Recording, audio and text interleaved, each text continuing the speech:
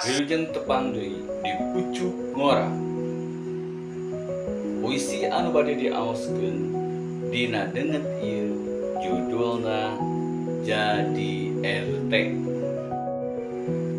Caangkeun mah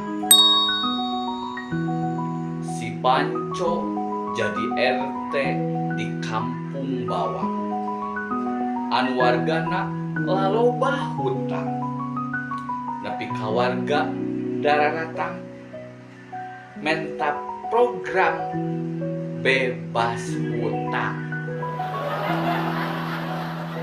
Nalika si Pancongonna para pengurus RT nu bakal datang, si Panco teu bisa tenang. Da pangurusna pasti nu baroga hutang.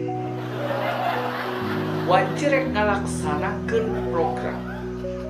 Kabeh pengurus bungkam. Da duit program ka emam. Akhirna warga ambek bari ngancam.